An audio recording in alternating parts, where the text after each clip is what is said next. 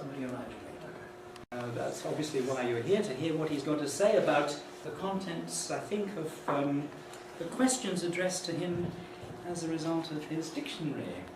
And we're looking forward to hearing. But I like the title, which of course is a kind of pun. It is. You are indeed dear, Professor Wells, and it's very nice to have you. That's very cheap. So let's give John a good welcome to get our conference started. Thank you very much. I hope you can hear me at the back without a microphone.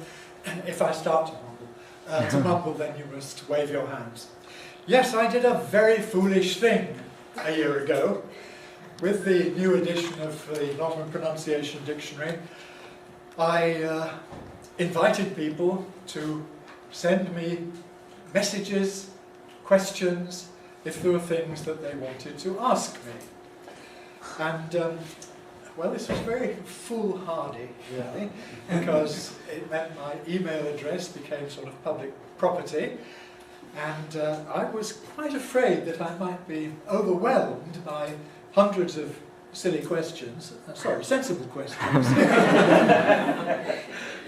But that hasn't happened. What has happened is a sort of steady flow of perhaps 2 or 3 a day, which is manageable, and they are, I think, interesting for me and perhaps for you, because they show what it is that people haven't understood the first time that we explain something.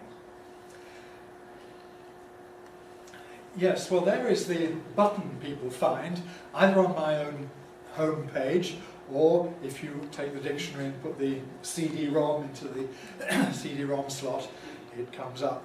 And either of those will then give you, open your word processor, your email client, and with my email address there ready for you to send your questions.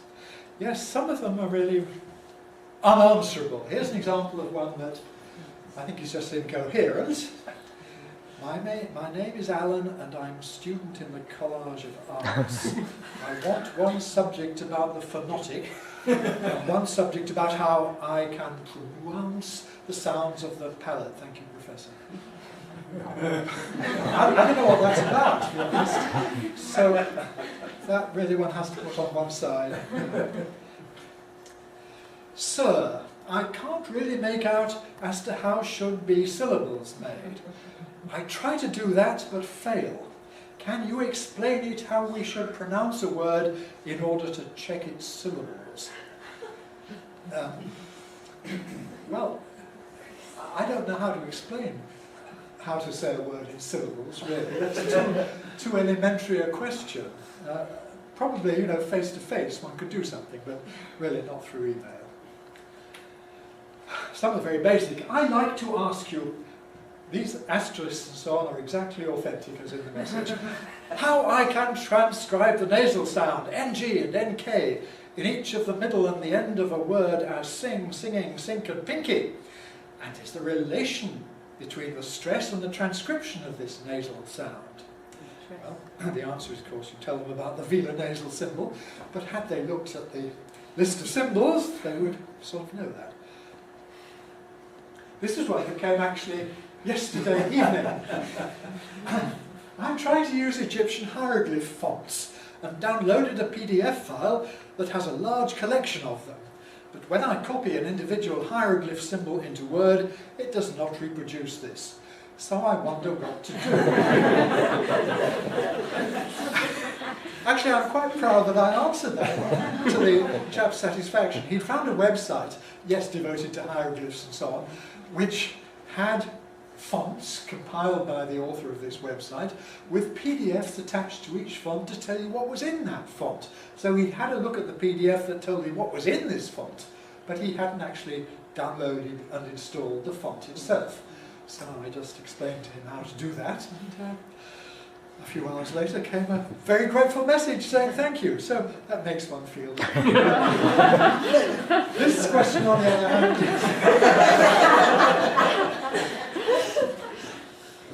it might be a quite sort of honest question in the same way as we sometimes have problems with Chinese names. We're not sure whether the bearer of the name is male or female, or it might mean all sorts of other things. Anyhow, here's a more serious question. Dear Wells, yes, I'm writing to you because I have a question about American English in the Long-Run Pronunciation Dictionary. You talk about assimilation, 10 men going to 10 men, etc. I was just wondering if assimilation occurred in US English too. I know that sometimes it's more like a glottal stop. If it does happen, would you say that it depends on the speakers? I look forward to hearing from you. Well, yes, a serious question, but from someone who really is pretty vague about what assimilation is and what the possibilities are. So my first answer was just basic. As far as I know, this kind of assimilation does sometimes happen in American English, but much less commonly than in British English. That's what Americans tell me anyhow. And then sort of politely put, I don't think anyone would use a glottal stop in a phrase such as 10 men. Please check the phonetic description of the glottal stop. Thank you for replying so fast. When I said glottal stop, I was thinking about examples like red balloon. It doesn't actually get better, you see. Because I noticed that when they say words like top, bit, out, bid, hack, etc., you can hardly hear the final consonants sometimes. As if the air wasn't released. I mean, he knows really what it's about. I said glottal stop for lack of a better word. Because it sounds a bit similar. And I agree with you. I've never heard anyone use a glottal stop in 10 men, as far as I know. So we're sort of getting there. This is someone who wants to be taught, and who knows enough to understand a serious answer. And I hope I could help it by referring him to the bit of the dictionary where it explains about masked release plosives, plosives with inaudible release, so-called incomplete closion, where I referred to if one plosive is immediately followed by another, as in acting, rubbed. The first plosive in most styles of English has no audible release, because its release is masked by the articulation of the second plosive.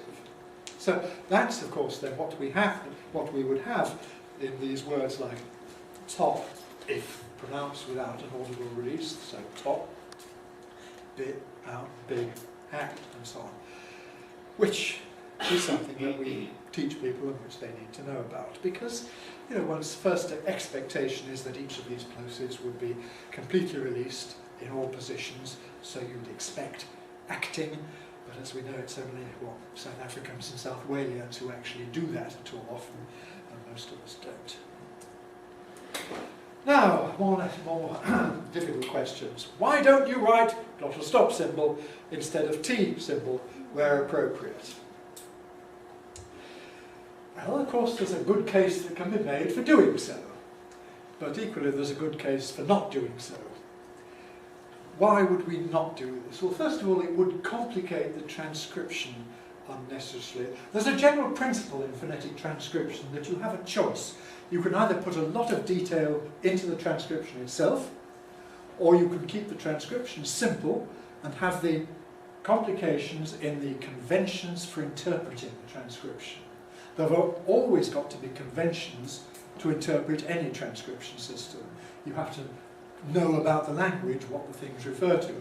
And the general argument is that it's more efficient to put these complicated rules into the conventions rather than cluttering up the transcription by distinguishing, well, in this case, all the different allophones of T. Another argument in the case of the T and the glottal stop is that an alveolar T is always acceptable in all positions in English, and of course in many cases it's actually preferable to a glottal stop. So don't introduce the unnecessary complication of the glottal stop sound, let alone the glottal stop symbol. And a third problem is that at the end of a word, lots and lots of words end in T, and the possibility of using a glottal stop at the end of a word depends upon the wider phonetic context of what precedes and follows. So what I would do is refer the people to the table in the dictionary that explains about glottal stops, And if people want to rule, if people want to know about glottal stops and want to use the glottal stop, my sort of best attempt at a rule is this: final T can be replaced by a glottal stop except after a fricative. Do remember that in words like best, there is no possibility of a glottal stop. But after nasal or after a vowel, it's fine. Do not replace other plosives by a glottal stop. Well, we can argue about P and K in some positions, but that's another question.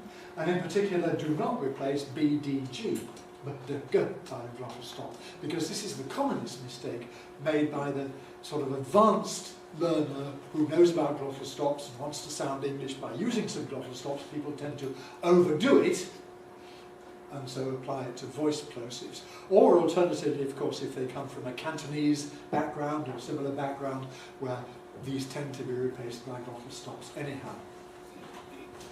But on the whole, it's not very good in English to say a bad choice rather than a bad choice. So this in fact is an example of general questions that people make about the transcription system. Why have I chosen, or why do we in general choose the transcription system that we do? Not only the glottal stop, but the question of dark L. We could put that into the transcription rather than having it as part of the conventions.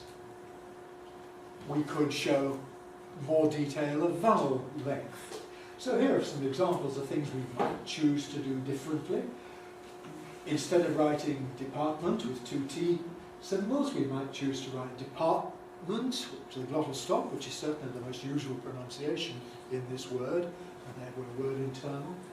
And of course you could have it at the end of the word as well, though department is not actually context-free, because in many positions the department is ready. We wouldn't normally, in my kind of English at any rate, say the department is ready. The department is ready. So we've got this variability in final position, which means it's not a very good decision to make.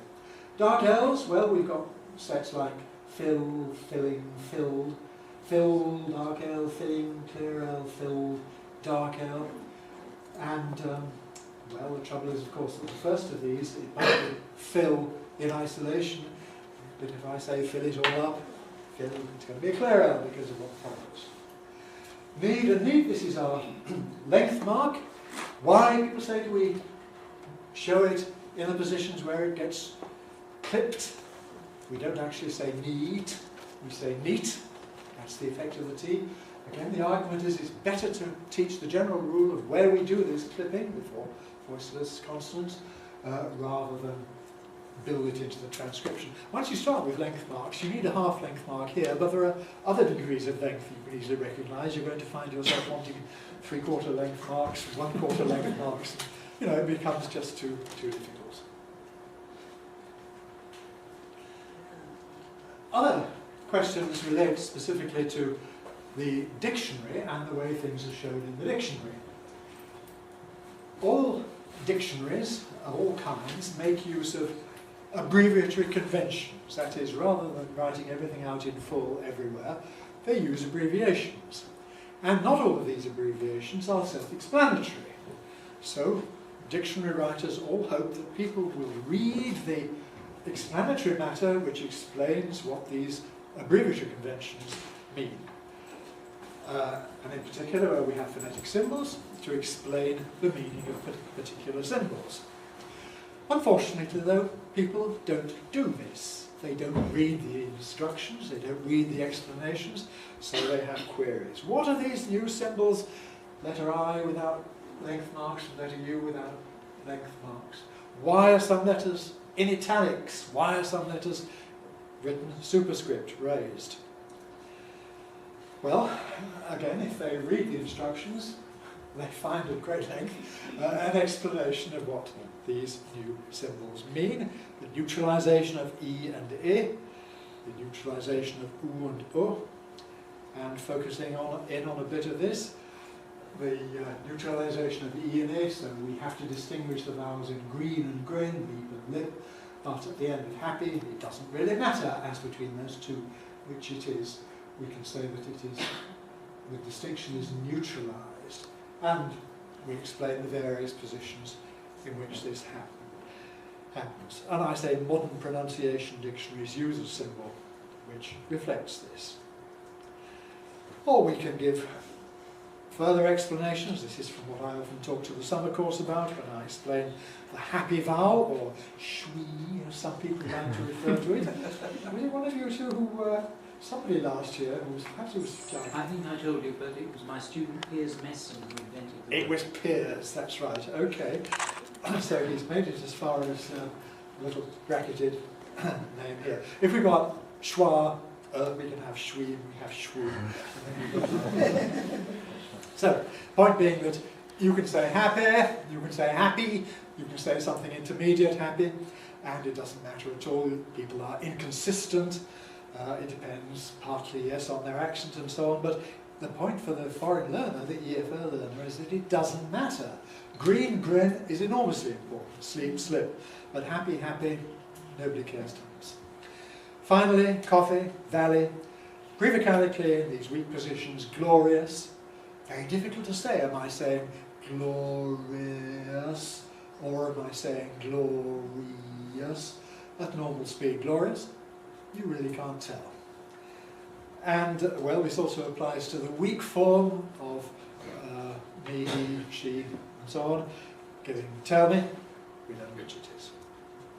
So there are our three special weak vowels found only in weak syllables, the shui in happy, the schwa we know about, common standards for bananas, and the u in thank you. There are the bananas again, schwa, collection, particular, comma. We all know about this, I think. Weak form, some fish and chips. There's the shwu vowel then.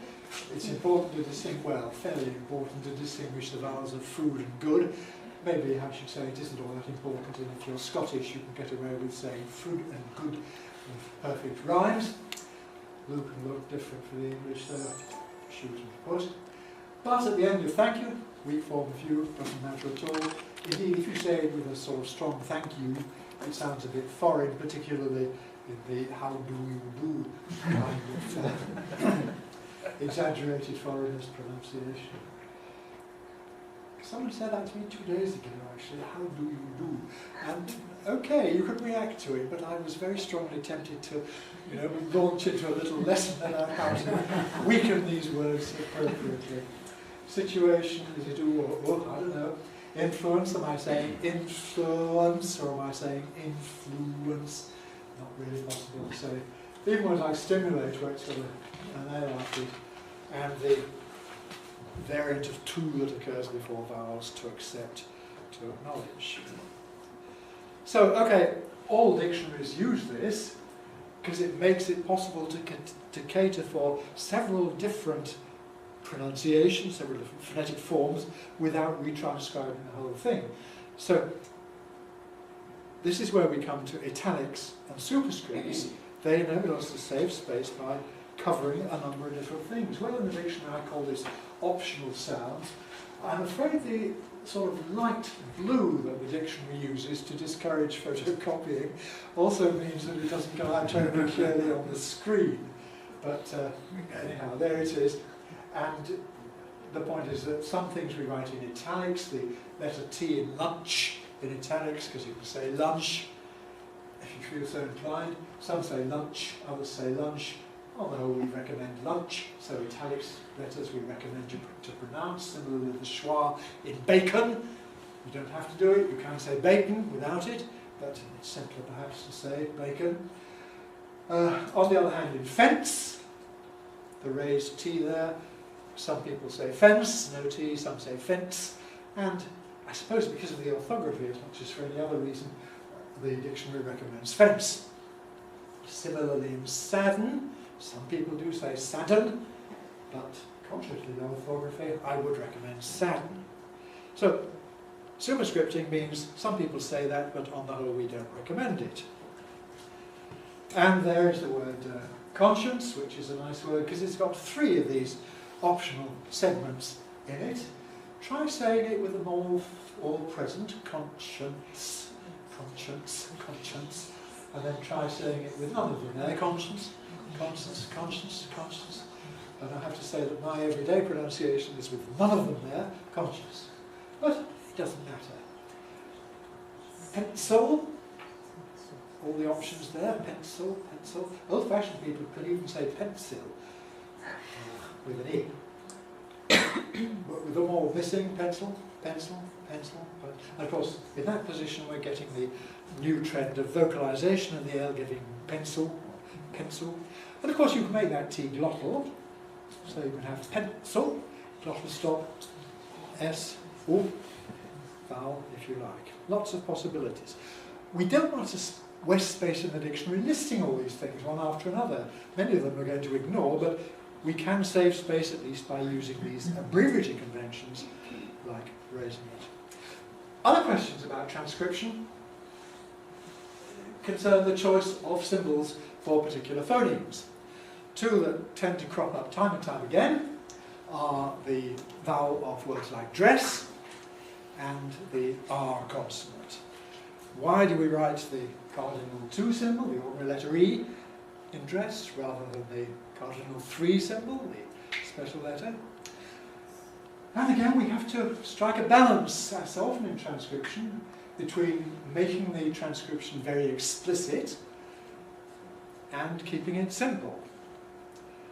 In both cases, arguably, it will be more explicit to use the more complex symbol, cardinal 3 symbol, or the upside down R, but in any case, the user has got to know how to interpret these symbols.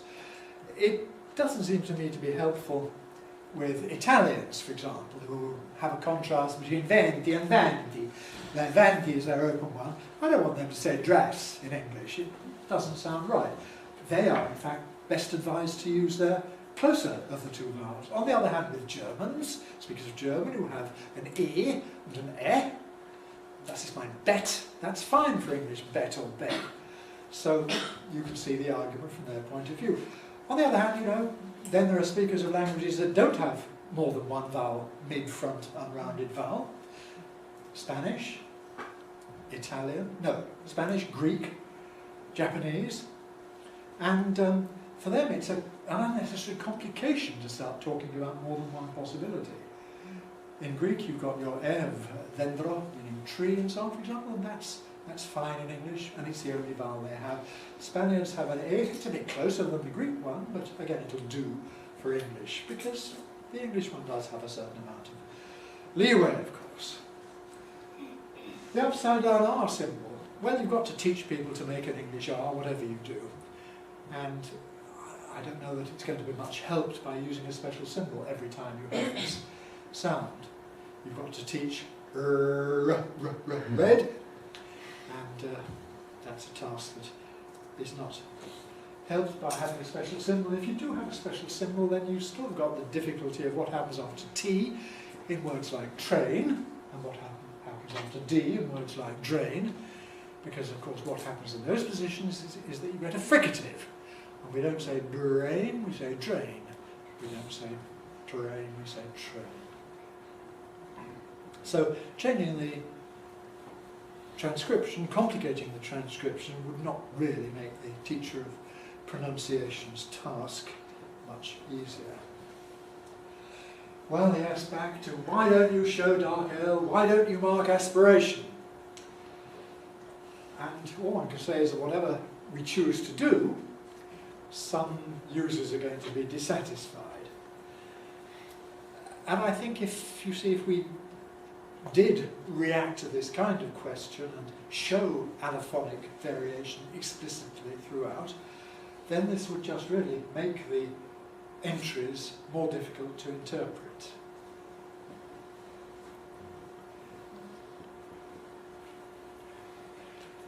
So, dark L again. What I've said in the dictionary is that in RPL is clear before a vowel sound, or million, but dark elsewhere, like, value, milk, fall. And in American English it can be fairly dark everywhere. Why don't I show it? Well, first of all, it's not very important. You know, we don't have problems understanding Indians or Irish people who use clear L pretty well everywhere. And secondly, there is the problem again of the final L in a word like cell, in which case the citation form with a dark L may be different from the contextual form. Here we've got a tableau of these: sell it, sell them, selling, sells.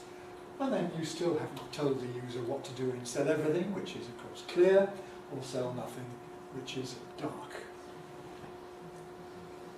So it's better to learn to apply the rule, if you think the rule is worth learning. But I think we can argue it's not really terribly important, and certainly for Japanese learners who have the RL problem, it's 100 times more important to learn to make some kind of national than it is to worry about clear L or dark L. Why don't you mark aspiration? Well, it's the same question, isn't it, really, but from a different point of view. The rules for aspiration, well, they're given in the dictionary. Oh, by the way, why can you read this more easily? Because I copied this from the electronic version that is on the CD-ROM rather than by scanning the page. And this, of course, copies better. I hope you all know how to make a slide or a PDF or whatever from something that's displayed from a book on a CD-ROM. The great key is to capture a screenshot.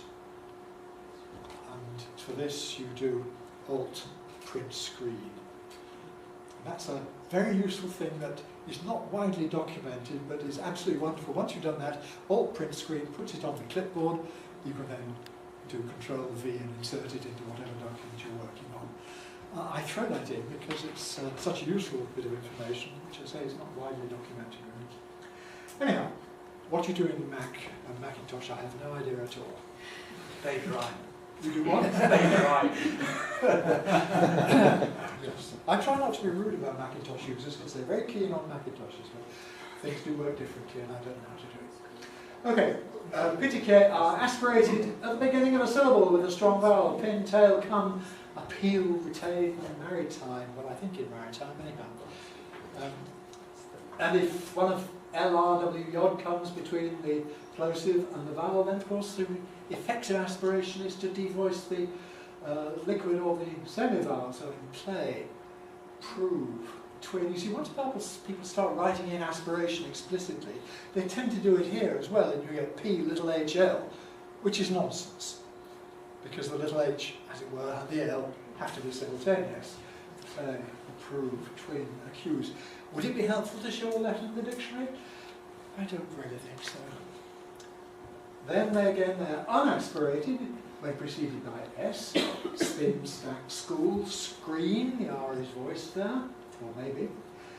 And they're also unaspirated when followed by a fricative in lapse. Well, of course, it's difficult to decide what you mean by aspiration here, because if we're talking in terms of the voice onset, well, there isn't any voice onset, so you're not going to be able to measure it. If we mean a little H sound, puff of breath, then, well, there isn't one in lapse. We certainly don't say lapse. And when followed by another plosive, as in doctor, we've discussed that already. The complicating factor, though, is that there's more than one possibility. Aspiration is not a binary thing. It's not a yes-no. Because we certainly seem to get intermediate possibilities, conventionally called unaspirated, but perhaps slightly aspirated, in particular in final position, when not glottal, ripe, shut. And you hear this before a vowel, ripe enough, there is some aspiration there. Shut out, there's some aspiration there. The same, of course, within a word in happy, writer, lucky. And strange enough, even after S at the end of a word, wasp. A wasp is something, a wasp is something. It's not zero aspiration like in spin at the beginning of a syllable. The facts are actually really rather complicated. Whether they're worth teaching to foreign learners, again, is a decision you have to make, except at the very, very high level, they are something that can be, I would have thought, ignored. Now, the flaw in the argument I've given you so far is that if I were to apply it consistently, I wouldn't be marking American T voicing, because American T voicing is predictable in much the same way as glottaling or aspiration are predictable. So it's inconsistent, arguably, that we do this. We show writes, but American writing, written, wrote. Now, when the T is internal to the word and in a position where it gets voiced in American English, I do show this, as do many other dictionaries. Because, well, learners learn one word at a time. And if that's part of the word as you learn it, it's helpful to do so. So you learn that city in American English is indeed city, not city. But that tends to lead learners not knowing about what happens across word boundaries, where, of course, you get voicing. So write it down. Write it, that's going to be voiced. I wrote a lot. That's going to be voiced. In fact, what you often get, of course, is lateral release. I wrote a lot of nonsense in American English. Wrote a lot, which is complicated from a foreign learner's point of view, and again, might perhaps be omitted except at a very advanced level. And of course, in written, what you actually get in American English is a glottal stop, written. So, I mean, rather more than you do in British English. I say written with a nasal release of a T, but lots of Brits and most Americans say written with a glottal stop. But the inconsistency, which I have to admit to, is showing the voicing in writing, but not the glottaling in written, and ignoring the whole variability at the end of the word write. Well, this all brings us round to a general accusation that is levelled against me and others from time to time. Your dictionary entries don't correspond to what people actually say in conversation. Well, no, because they're dictionary entries. And this is a general fact about dictionaries. They take the word as an abstract entity and they supply it with a pronunciation, which is also abstract. But in real life, in connected speech in sentences, it's going to undergo all the changes that do happen in connected speech. And the question is then, how best can we deal with this contextual variation? And a more sort of sophisticated way of asking this question is to say, ought we to be trying to mirror or reflect or notate speakers' performance, or likely performance, or are we attempting to model the native speaker's competence? And I think it's clear that what we have to do is to attempt to model the native speaker's competence. What we have to put in a dictionary is what the native speaker knows about how to pronounce his language. And then this goes through all the usual performance factors before it ends up as what people actually say in conversation. Now, this is a serious issue for any writer of a pronunciation dictionary, because we're up against the usual difficulty: do we simplify and ignore a lot of reality, or do we complicate, including a lot of what is possible in real life, but thereby making the transcription or the dictionary entry more complicated?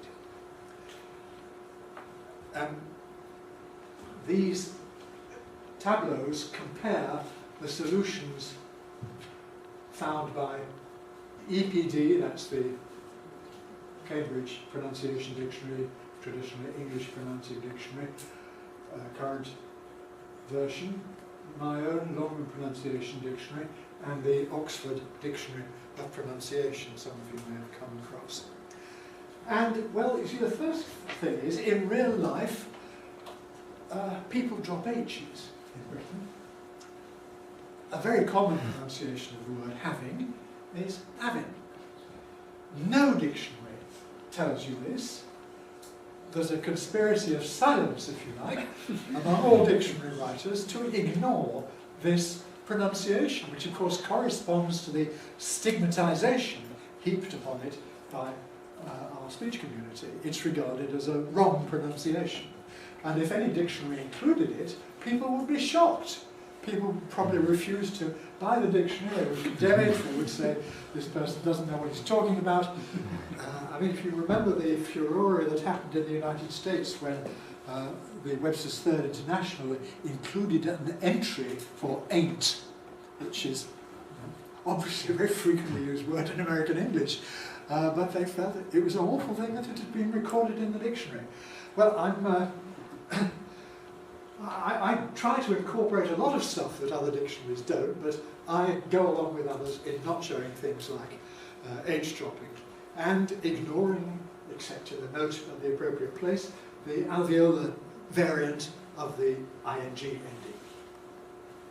Then there's the question of the number that comes after 19, 18, 19, 20. Awful lot of people say 20. I feel we do have to at least record this fact. I think I prepared this slide before I had the current edition. I have an awful feeling, I will check later, that I may have removed the warning symbol that I had before it, because I'm persuaded that it's now sufficiently general and non-stigmatized that we should acknowledge 20 as just an alternative variant for this word. It's interesting that this reduction of NT to N seems to apply in British English only to a very small number of words. 20, plenty, and forms of want and went. But it's not like in American English, where with a word, say like centre, you can reduce it to centre. No British people say centre for centre. The other two dictionaries usually just ignore this. So I feel sort of virtuous for having included it, but it means that the entry is more complicated. Then what about the ing form of to draw? EPD doesn't tell you anything special, it just assumes you can compose this out of draw plus ing. I do include this, and I have a little r up in the air. Now remember, raised symbols, what do they mean? They mean that some people can do this, but we don't recommend it. So here I am, passing a judgment really upon the pronunciation drawing, which probably is the most frequent one in British English, certainly in English English, with an intrusive R in the middle of the word, drawing. But by having it as a raised symbol, I am saying, well, I don't recommend this, I don't require you to do it. Which arguably is old-fashioned of me. If I were 50 years younger, I might do something else. The Oxford Dictionary puts it in brackets like that. Then, the word pronunciation itself. What's the right pronunciation of this word? Well, I'm sure the predominant pronunciation is pronunciation, with nouns in it, you know, regularising the morphology. And people, of course, make the corresponding spelling mistake with OU. So, well, again, I do at least acknowledge this fact, which the other two rival dictionaries don't. Now, remember what we're talking about is reflecting what people do in real life. Again, other things that I have recognised, which makes the transcription more complicated, is the backing of O to O before dark L. So rather than cold, although I say cold myself, I'm recognising cold as a very widespread possibility. Words like field, that's an old-fashioned pronunciation, field. Nowadays you usually get field, or very commonly filled. And my students, before I retired, so I suppose they're about 25 or upwards nowadays, they typically identified this with the vowel of near and wanted to write filled. So that's something that's sort of changing. By that raised symbol, I imply the possibility of the schwa. Once the schwa is there, we can have smoothing, which then generates filler. Oil, royal. Do these words rhyme? Yes. They have rhymed since long before I was around. I remember Gibson pointing out to us when I was a postgraduate student, pointing out that these words rhymed. And we all agreed, yes, they did. And that was more than 40 years ago. H or they rhyme today, but we still go on pretending in dictionaries that they don't. Now, I've chosen a notation which, if you unpack everything very thoroughly, allows you to conclude in a rather indirect way that they might rhyme. But I feel sort of awkward about this, and I think the other two dictionaries that just don't mention this are falsifying reality. Bottle. Bottle. garden, distant centre. These are all examples of choices between syllabic L and the possibility of a vowel plus L. So, I mean, the first question that I want to ask you is, do bottle and glottal rhyme? And I think the only true and honest answer to that is that yes, they do. Which is why I'm a bit surprised at the Cambridge Dictionary's decision to treat these differently, which can only be orthography based. I treat them as the same, even though the spelling is different, as does the Oxford Dictionary, but I allow for the possibility of a vowel there, bottle, glottal, not because I recommend it, but because you do sometimes get it. And of course the whole situation is then obfuscated by L vocalization, because what people are saying more and more is bottle, glottal, or indeed with a glottal stop giving bottle and dottle. We're in the midst of a changing scene here. I think there's little doubt that in 100 years, well, I don't know, maybe I'm exaggerating, bottle will probably be the predominant British pronunciation of this and bottle, the American.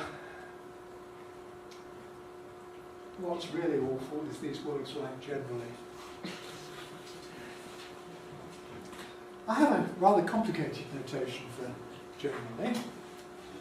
What does it tell us? It tells us, first of all, that there can be 4 syllables, generally, but they can be compressed to 3, generally. And I would say they generally are. There are different choices for the missing schwa, which I would not recommend you to use after the N, but I say you can use after the R, giving generally, and that's the simplest possibility. If you do the thorough unpacking, the combinatorial explosion will give you, is it 6 different possibilities or more than that? Anyhow, an awfully large number. But this is partly an artifact because we insist on breaking things into segments. And when you've got some sequence like general, whether you can't say whether it's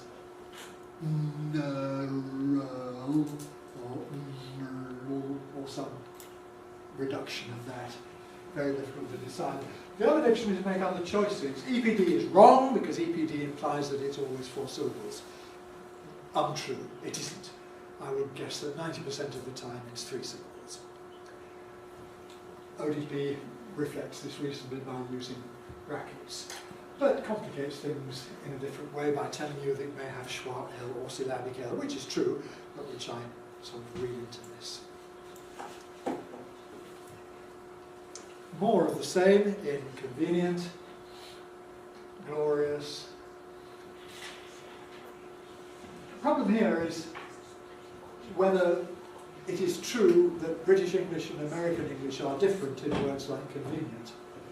Arguably we are. Americans always do seem to feel this as a yod, convenient, whereas Brits usually pronounce it as a yod, but sort of tell you, well, this is really E, convenient, but reduced.